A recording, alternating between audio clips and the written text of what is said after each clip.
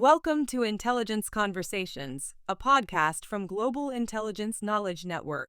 In this podcast series, Neil Bissine, the director of Global Intelligence Knowledge Network, interviews intelligence professionals from all aspects of national security, intelligence collection, and private security.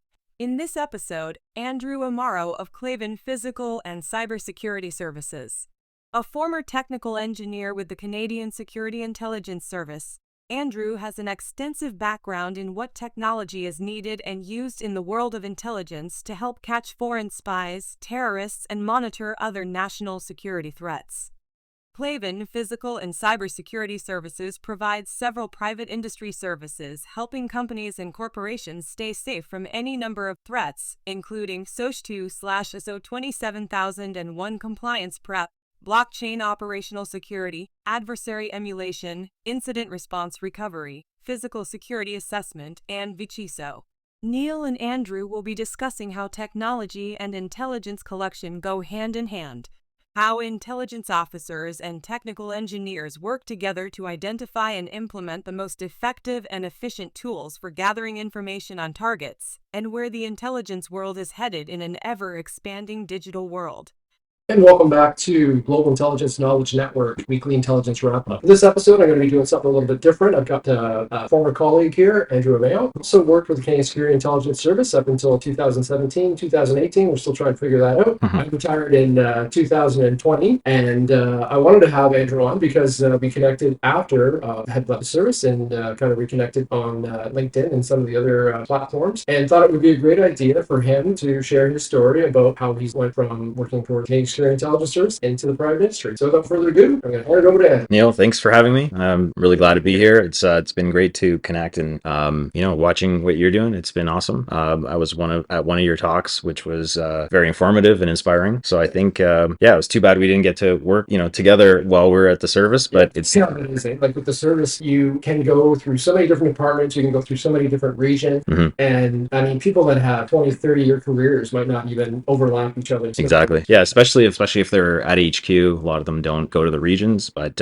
yeah, you're right. I mean, a lot of the times if you're, in my case, I guess I traveled through all the regions, leading a lot of the national technology programs. Right. And so I did get the opportunity to meet a lot of people. But with the regions being quite operational, they're always moving and people aren't always in the office just waiting. They're out working. Right. So it's kind of hit or miss who you actually meet, at the regions. And you can too. And it also kind of explains some of the issues that I think every intelligence organization goes through, is the fact that there's somebody somewhere working on something that you're either interested in or you need help with. But yeah, it's trying to find out how to connect with that person and make it work, right? 100%. Yeah, I think that was the biggest challenge with the service was communication with HQ. So for those that don't know, HQ typically will produce the tools or have tools that is distributed out to the regions for them to use in national investigations. But a lot of the times it's either on project updates, something like once a month, maybe once every 2 months. But I found that, with technology, things move quite quickly. And one of the projects that I did was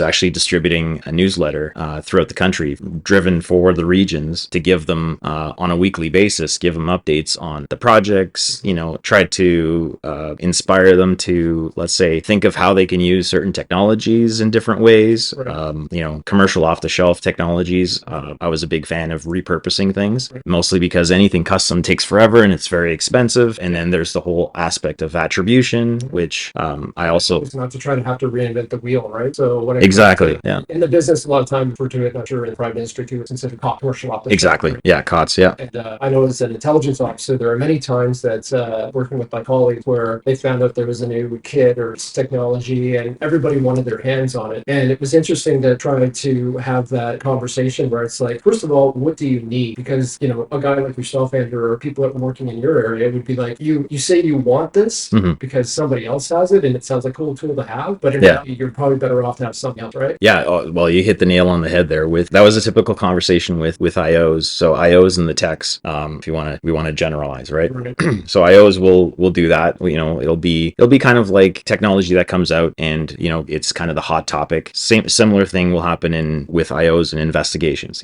I heard this worked really well in another investigation or with another target, and and I want to use it. And usually we'll say, yeah, sure, let's do that. But a lot of the conversation that I promoted my team to start having is in a lot of the debrief meetings and so on, is to listen as to what people are having challenges with. Most of the investigators and the teams that are, or the desks that you would call it, Right. that are having challenges with, and then think of what other tools that we have that they don't know about or haven't heard of that can give them that. So that's where it's answering the question of what do you need? What are you looking for? So if you're looking for, let's say, more data off of email, or if you're looking for mobile devices, or if you're looking for tracking, there's a variety of different ways that you can do it. And each one of the tools obviously has different setups, different risks to it, different complexity of use. Egress of the data is always very important. So all of that was conversations that weren't really happening before. And I really tried to push that, to have that conversation purely because so that we can supply the best tools for the job versus just giving a generic tool that might do what they want. And then most of the investigators come back and say, oh, this didn't work. Why didn't it work? Right. And that's really what we're looking at. And then the other idea too is the extraction of data. A lot of the extraction of data was where a lot of things failed because we would deploy a kit and gather a lot of intelligence, right. but then it would be spit out into a raw data format, which when it came down to the analysts, they would look at it and say, I don't understand what format this is in. I don't know what to do with it. But a lot of the times when you were dealing with the technology folks, they would essentially toss it over the fence and say, okay, I've collected the data, I've given you the data, and that's it. But there was like nothing in between to kind of give you that user-friendly, translation from machine to human, which is where a lot of the data has to go, right? Which is interesting because coming from the IO perspective, I always equated it to having like a video game player from the 1980s where it was all just, you wanted instant gratification, right? Like, yeah. You would talk to someone in the tech side and you'd be like, listen, I've got this target, it's involved in this kind of stuff, and I want to make sure that I find about this, and that. Yeah. And the issues could be is that someone on the technical side is saying, okay, well, these are the tools that we could use. Let's implement some of this. Right. And the difficult thing is because you're so laser focused on one or two things, you like you said, you need that almost bridge between, okay, well, you didn't actually get exactly what you wanted, but you did get this, and we could use this for something else. Right. So it's interesting that investigators should have a more, I think, open-minded understanding of, okay, you might not have gotten the exact data that you're looking for, but there's still utility to what was. Yeah, exactly. And I think, it goes both ways, to be honest. I think the technical folks need to understand it's not super clear how things are being done or the data that it collects. So they have to translate it almost and speak in a way that it's practical, right? Because like you said, if you have, let's say, investigators that are open-minded and kind of describe to you what the problem they're having overall, you can then weaponize a bunch of different tools and give them exactly what they want. Yep. But if they are asking essentially for the product immediately, that makes it difficult. Kind of puts you into a spot where you only have one or two tools that can deliver that. Right. But knowing what they're trying to achieve, that gives the technical folks a bit more of an understanding as to what other steps and variety of different tools they can use to get there, to get to that product. Sure. Yeah. I know from this perspective, I mean, we could probably talk about like the IO technical side for days. And I know that as technology continues to change faster and faster and faster, I think every intelligence organization around the world is probably dealing with some of the similar issues, right? You've got, I would say so, yeah, that are there that have a good understanding of what's happening on the technical side, and then you have those individuals that are just focused on targets or national security or whatever else they're dealing with. So I don't think this is an issue that's going to be going away anytime soon, but hopefully the Canadian Security Intelligence Service, CSE, and some of our other Canadian intelligence community folks are getting their heads wrapped around some of these issues, that there is a better bridge between who's doing the investigations, how they're doing investigations, and those individuals that are providing the tools that they need in order to get that done. But what I jump to is, okay, like myself, I retired in 2020. You left the service in 2018.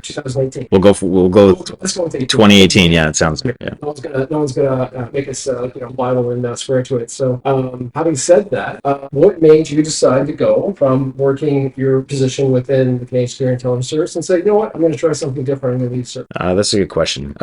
So the decision to leave the service wasn't an easy one. For folks that are in the government have thought of leaving. The first challenge is more of, they call it the golden handcuffs, right? Yeah. So it is all the benefits, it's the pension, and so on. So it was an easy decision, but I think it was a good decision once I left, for myself and my family. But the idea with leaving thing was that I was there for over a decade, and I was quite, how do you call it, progressive, I guess, maybe in a sense, forward thinking. I was trying to constantly push the envelope, with the programs, such as the newsletter, which doesn't sound much of. Oh. Just for everybody who's listening, that was not a beer. That just sparkly water. Yeah. With the newsletter, it's not an innovative thing, but within the service, I think it was, because there wasn't that much communication channels with the regions. There's a lot of segregation, a lot of siloing. The first thing I did was, when I worked in the basement of HQ, on the technical side, was to go to each door and find out what people were doing in there and introduce myself and things like that. And it was kind of, people looked at you funny, like, what are you doing? Why are you doing that? Because we know this. Working for an intelligence organization, one of the reasons why the information is always so siloed is because everyone's concerned about compromise, right? I mean, you can't be talking about who's dealing with what. We can't be talking about, who we're watching, who we're covering, because, that's always one of the considerations going forward. It's not like a private company that says, okay, we want to get product A, B, and C out by end of fiscal year. Right. And everyone's got the same mindset. You've got people that are basically just looking at it and saying, listen, I'm working this section. Yeah. You're working that section. And I don't want you talking to me because I've got to work on my own stuff. And I don't want you knowing about what I'm working on, because it is need to know, right? There's sensitivities, there's something. And that was the main thing, was it's need to know and you don't need to know, right, kind of thing, right? Exactly. Which I found funny, because to me that does protect data, but not as much as we think. Right. And for the record, siloing happens in private industry also. Communication isn't always clear, so it's not just government. Right. But yes, like, an organization like ours is typically on the intelligence side, wants to need to know. Everything's very tight-lipped. The issue is that there's a lot of overlap, right, and redundancy essentially on the work that's done. And on the technical side, we've seen everything from open source, from having everything secret to open source, that whole shift, right, where the production has gone exponentially up because it's open source and it's more secure because of that. When we're doing things on the technical side, we also need that talking of communicating as to what people are doing, and people weren't really doing that. So my biggest thing was trying to reach out to see who had which tools and what kit, and then repurposing it, packaging it up, and then essentially trying to sell it to the region, because they're end users. They need to be proven that it's a reliable kit, it's easy to use, that we know we've tested it, we know how it works. So it's almost like we're trying to sell the new technology to these end users. Right. Then the regions typically take that and then try to sell it to the IOs or the investigators and the rest of the department. So there's quite a lot of, I would say, selling of the technology, even if it's custom or whatever. Right. So anyways, I'm going on about that, but the idea was, I was there for just over a decade, and I found that I had reached as the limit of the positive things that I could do. So I wanted to challenge myself. I did reach quite a senior level of management. I was in one of the bigger type of geographical regions, if you want to say it, and I did have a team of six individuals. So it was a great spot to be.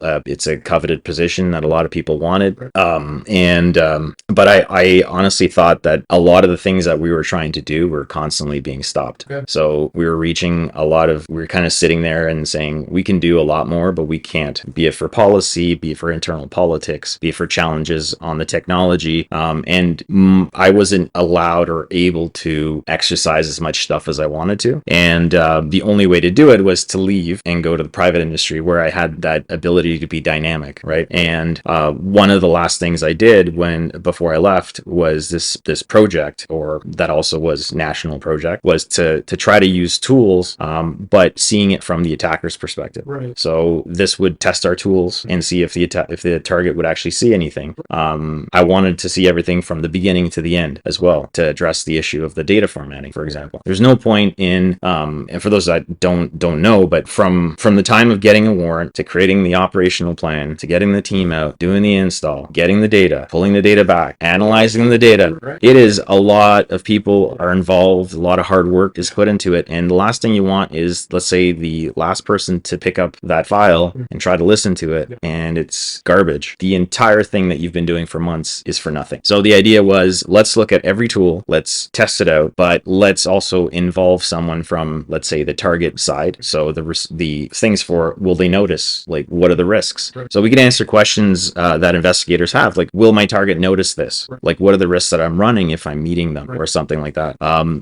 The analyst would also be in the room, so we could say, okay, what tools do you use, or what things do you look for in these files, in this information? How hard is it to dissect this information that we give you? So this is really going from the beginning of the deployment all the way to the end, all the way to those reports that are written and that intelligence that is extracted. Soup to nuts all the way through. All the way through, right? Including, so we can answer the question of how risky is this and so on. But even that was, I feel like, taken almost in the wrong way. People started questioning as, oh, why are you testing this? You're trying to see if we've done something wrong.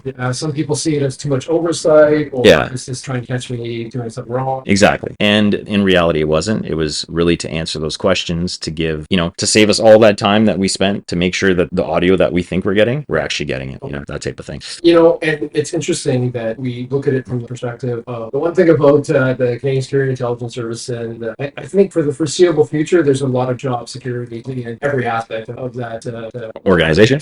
Organization. But it just goes to show sometimes it has to do with, understanding, misunderstanding, ego, personality. You're just, someone comes in and says, okay, we're going to take a look at this process from all the way from the very beginning to the very end. And then someone interprets that as, oh, well, what are you doing? Like, am I doing something wrong? What am I doing wrong here? So exactly. I think anybody at the Canadian Security Intelligence Service or within the Canadian intelligence community has to worry about their position in between everything that's going on, foreign interference, some of the issues that have been brought up over the last little while, cyber from China. There's no limit of the amount of work that's probably out there right now. So I don't think if anybody's having their positions monitored or trying to figure out what's going on when it comes to their job because someone else is coming. Yeah, there's definitely zero risk of that. I mean, there would have been there was feedback, given to the designers or of some of the tools. It's kind of I do a lot of, my organization does a lot of cybersecurity stuff as well. So when we do this is really about. So when we do like vulnerability scanning or penetration tests, both in the physical world for facilities, or we do the cyber stuff, and we do bring it to clients, it's not uncommon for the client to be kind of defensive, right?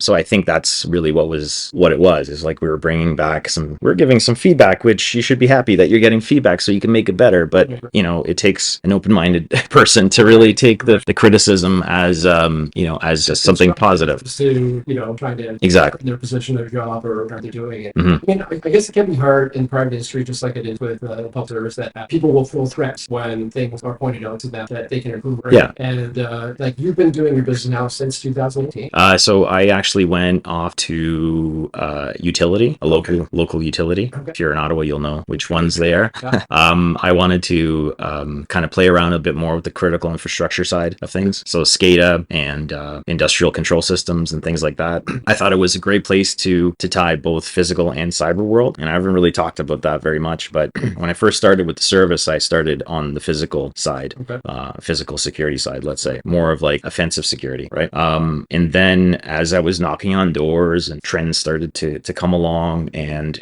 remote access turned into cybersecurity, right? I started playing around with those tools and talking to some people over there. So I did a shift over to more of the cyber side. But what I was taught, and I had some great mentors at the first team that I joined. I won't mention his name, but he has the best mustache in town, and he loves to fly planes. And another gentleman, he also worked for Bell Labs for a long time. So two geniuses in their own field. No, and so like the stuff they taught me, and I kind of, you can't just get rid of it. So when I went over to the cyber side, I brought that with me and then tried to reapply it again on, hang on a second, like we can use this whole physical plus the cyber side. It doesn't all have to be digital because it's humans using these devices. So there was something kind of like started bubbling there, right? It was more of an idea of, considering the devices and where they use them and where people go and use those devices. So we had different tools applied that I was able to go and collaborate with the two groups as well. So that's kind of where the physical and cyber always comes along. And you hear a lot about the physical cyber convergence, right? And it usually talks about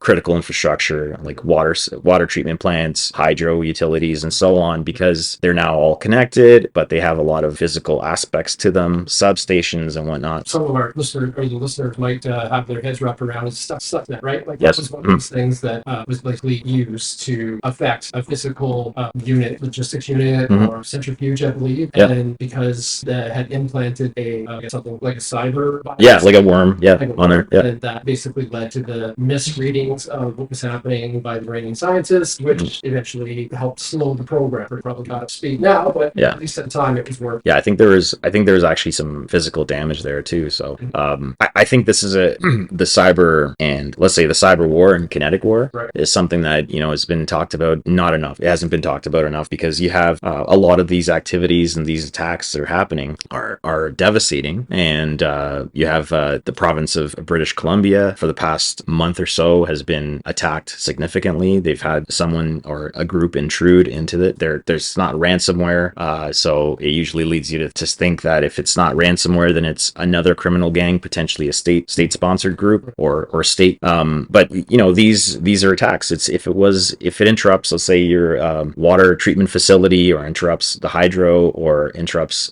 your lifestyle, for example, it's no different to me like than in a kinetic war, someone dropping a bomb somewhere and interrupting the infrastructure. But because again, cyber is quite abstract, people have not linked it that way, and I see it also like a national security side and military. There's been investment in that, but there hasn't been enough investment in it. Would you say that the perspective of private industry, it's even more so the problem because they're not seeing the connection between the two? The kinetic and the cyber war, or yeah, just how the private industry can just as easily be exploited by these high threat actors. Yeah. So on the private industry side, I think communicating cyber security continues to be a challenge, even though it's since the 80s people have been talking about it. It's a lot of, I think, people are just unaware of the value of information that they have. They're unaware as to the idea of third-party connections and how those have also value, and how those might impact your partner, your investor, other businesses that you're connected with. Yeah, it's not just, it has a ripple effect. Yeah, they're not isolated in the business world. Everyone has many connections and many partnerships and things they use. They share information and so on. So, the idea of going after the weakest link is what attackers typically do, right? You're not going to go after, if you're, trying to take down a company, you're not going to go after the CEO right away. You're probably going to go after their admin assistant, right, and then approach the CEO some other time later. But you're going to start off with the weakest link. Right. Not to say that admin assistants are always the weakest link, but they typically are the people that talk to a lot of external people. So it's natural for them to approach them. It's easier for them to take a phone call from exactly be a business contact as opposed to the CEO being like, who's this person trying to correct. Yeah, and same thing with any other services that are supplied to the building, right? I mean, it depends on your risks and your understanding of threats that are out there. Right. But let's say, how far are you going to go to vetting the cleaning company that comes in and comes and cleans and has access to all the restricted areas? Right. Are you going to do vetting on the company and see if they have any sort of external connections to other governments or competitors or all of that? So a lot of that is kind of not even thought about, again, because I think a lot of organizations like, well, that's first it's too much work. Yeah. I don't know how to do it. Yeah, it's just overwhelming. They don't know where to start, right? I don't know what to do with all of that. And then other ones are just, how much effort that would take for an attacker to do that. I don't think anyone would ever do that. Again, we go back to the whole idea, this will never happen, this sense of false, exactly, of, what are the chances, or we have nothing to hide. So I think in the private industry, I think that's the challenge. A lot of organizations typically change the way they think about cybersecurity. Unfortunately, it's because they are forced to do it by their insurance or having to be compliant with something, or they've been hit by an attack and it's cost them millions of dollars to recover. They've learned the hard way, for lack of a term, right? Yeah. So there's like maybe a 1% out there that is, visionary enough that, wants to do things ahead of the time, ahead of having to do them. And, but I mean, that's, coming from the field that we come from, and I've always made this argument, the good thing about an intelligence organization is that they do try to be proactive. Mm-hmm. You don't wait till the bomb goes off, the terrorists were planted, to then start investigating. You don't wait until, the spy is in country and has infiltrated the whatever industry you're looking at before you actually start investigating, right? Mm-hmm. So along those lines, I guess that was somewhat advantageous for you, looking at those types of issues from the perspective of proactive as opposed to reactive. Yeah, and I think definitely the skills that I took from the service is definitely looking at things holistically, for sure. When you're doing an investigation, you're looking for any piece of information, right, and you're painting that web of who that target or who that facility or that country is, right? So you're looking at all the information, and you don't really discriminate in terms of, I want to know exactly what they're driving, but I don't care what they're using as devices. Well, that's, that was also something that was kind of had to shift, was the idea of going from, let's say, a Cold War idea of what we're going to be tracking and looking for. With the introduction of technology and all the tools, is like, what can I get out of that I used to get from, let's say, surveillance or tracking or following somebody. But yeah, including all the devices, what they do online, and the idea of having, your own digital personas or multiple personas online. There's the idea of this physical person that then has a digital life as well, or multiple digital lives, and you can get a lot of different information from that too. So looking at it completely, the holistically, where you have the physical and the cyber access to devices or access to their vehicle or home or whatever, then you're able to get a complete picture and get the intelligence you need, and then bring it over to law enforcement, and be able to close the case easily. One thing I always consider too is that when it comes to the difference between intelligence and information is that intelligence goes through it's the end product. And like you mentioned, if you've got your perspective on only, or your focus only in one area, that, this is what I need to worry about, this is what I worry about, it's going to be really hard to say that you have comprehensive intelligence on a potential threat, because you're only looking at one thing. Whereas if you're collecting information about multiple things, then you'll have a better perspective on what the actual issue is, and that's where the intelligence comes up. Yeah, you can. Mind, is there, like, you think of something that recently has invented media, or something that you would use as an example of some of the stuff that we were talking about? Yeah, what comes to mind is a couple of the heists. So last year at Pearson Airport, we had the 20, quite big, a good payout, I would say. Yeah, 20 million, in gold, yeah, which is, I think tax-free in some places. So I mean, if you can put that in your pocket, I mean, it might be heavy pockets, but hey, big pockets, yeah. So there was that, and then there was Garda World, I think more recently, which was $30 million in cash. Now, is that the one that happened down? Was it in LA or? It was in LA. Okay. Yeah. Now these are like right out of the movies, right? This is exactly stuff. This is like something you're going to see, like the next Mark Wahlberg movie is going to be in there. That would be good, yeah. And Paul Rudd, that'd be cool. Yeah. Crazy heist movie. Yeah. So that's exactly it. Is these things happen, and then the media compares them to movies. A lot of the headlines are, "Oh, this is straight out of a movie," and it's going to be a book or whatever. But in reality, even though there's been a year later, there's been some people that have been charged with what happened. They were successful at doing it, and you look at security at the airport, and you wonder, how was this even possible ever, right? But what I always say is that if the payout is good enough, and the attackers will put in the time to be able to maneuver in and out of every single control that you put in, right?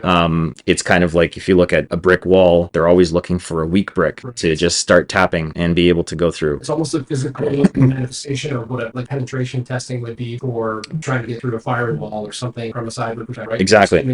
Yeah, 100%. So in the cyber world, you're looking for vulnerabilities that you can string together to be able to get past all the protections. So be it stealing credentials, and then going from there to do your lateral movement, you'll leverage vulnerabilities in software that's on the computer already, and then using that vulnerability, maybe you'll load up your own custom scripts, and then from doing that, then you can launch to other computers, and then you take over the network and so on, right? But in both of those situations, you're leveraging vulnerabilities. So vulnerabilities with, how do I drive my car into Pearson Airport, right? You have to have a badge on your car. You have to have your identification. You have to be dressed a certain way. All these things were things that they probably, these attackers, either observed, or someone told them from inside, or they did maybe trial and error.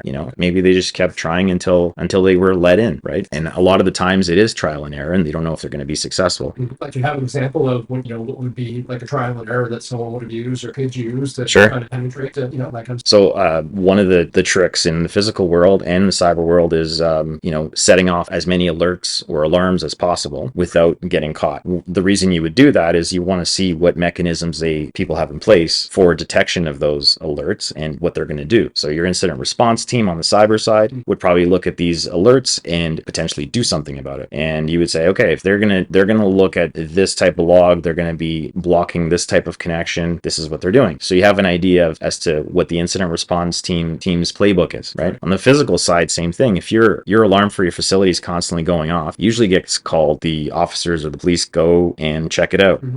If you do this enough times, it becomes like alert fatigue or alarm fatigue, and the police officers, if they have good chance that they have something more urgent to take care of, they'll probably say, okay, we'll go to that after. Right. So This happens all the time. happens all the time. You know, I went there like 10 times. They're having some issue and I'm not going to it. Or if they go to it, they go to, you know, in 45 minutes. As an attacker, you see all this happening. Then you can have an idea of a time window that you have. You know, what are let's say, who are the key holders for the facility? Who has access to what? Who's going to be called?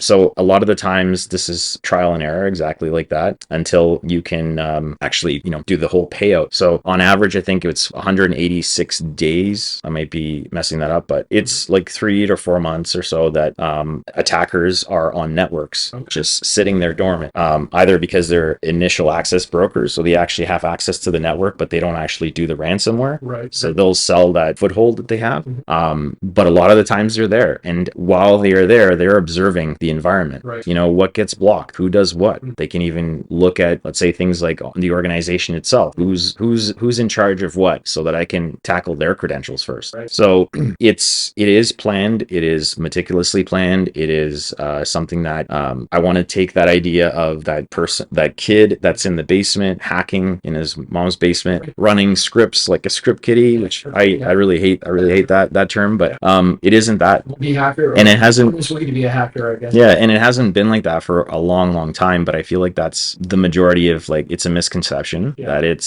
someone that does not have the resources or doesn't know what they're doing. And we're seeing it is individuals and organizations that have the resources that are putting the money and time and effort into doing this type of stuff, because like it's very lucrative. It is actually number 3 biggest. It's the largest economy after US and China. Cybercrime is actually the 3rd largest economy. Yeah, you know, you hear it all the time with the UK, their military being hacked because you're getting names of everybody, or it's Global Affairs Canada getting hacked. You know, it's just it's everywhere. And what I think people are not understanding is that some of the reasons why this is happening, because this is state-sponsored hack. So you've got hacking groups that are being paid by governments, foreign hostile governments, to access this type of information. And it's the same way that we're seeing in the real world that some intelligence organizations are using criminal elements to, like with the Niger armor, right? That, you know, they want that proxy, they want that cutout, they want that plausible deniability, so that instead of saying, well, we believe this was a Chinese hacking group, well, in reality, it was the Chinese government that was, you know, paying or like this hacking group China in order to do this cyber attack. Yeah, and I think that's how some of them are getting around this whole cyber warfare, which would be what they've done to BC, for example, is definitely an attack. I would say it's kind of like a war signal. There is something going on.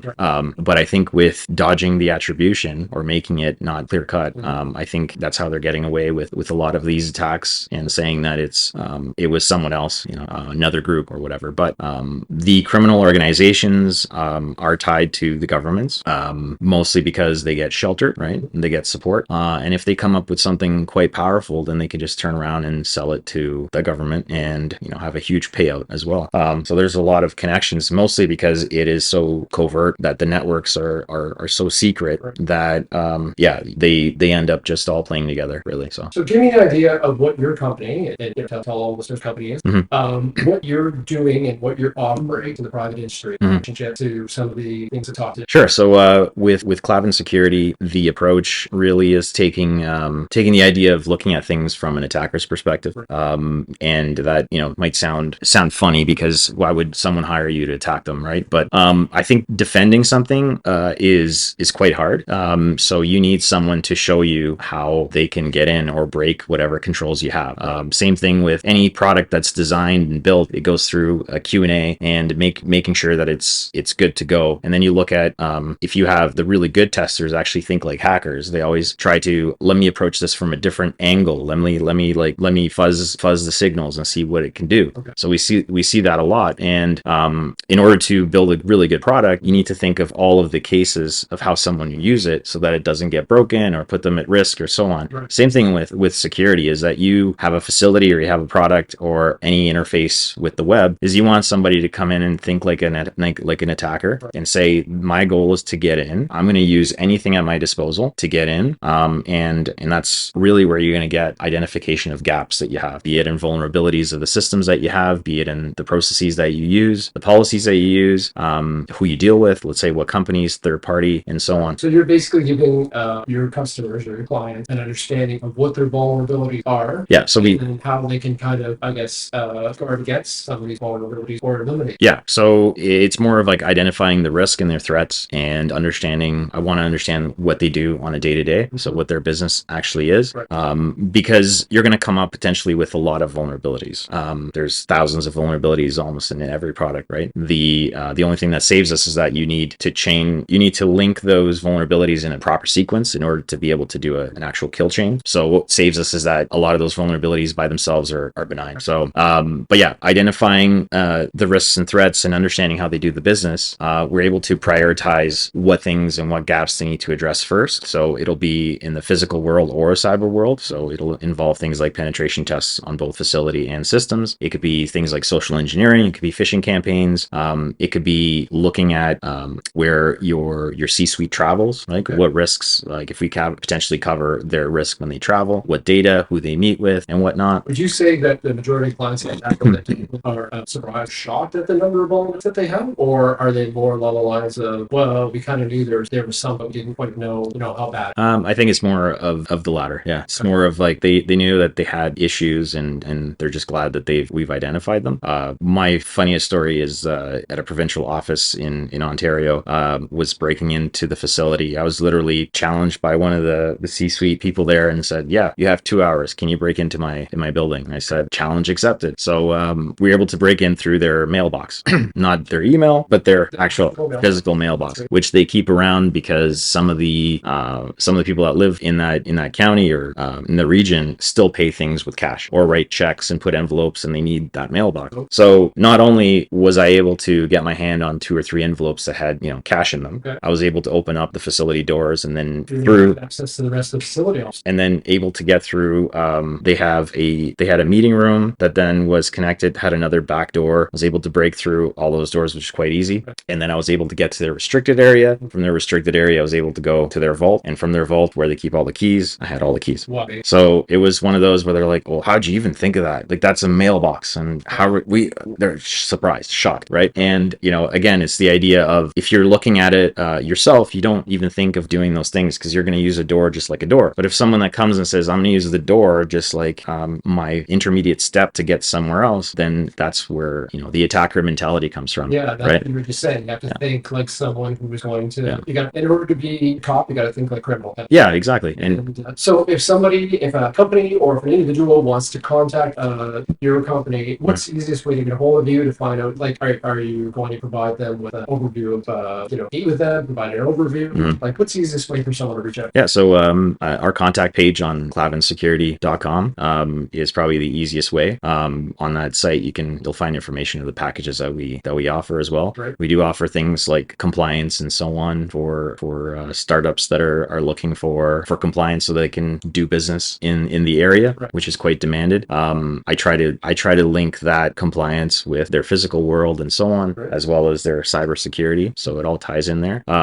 There's a lot of push right now and a lot of need for AI LLM security. So we've started. We collaborate with OWASP organizations, large language model. Yeah, and so many companies are putting this in place, and there's many risks when you do that. Risks with oversharing information, even with your employees. Risk of leaking data to clients or to someone that shouldn't have access to it.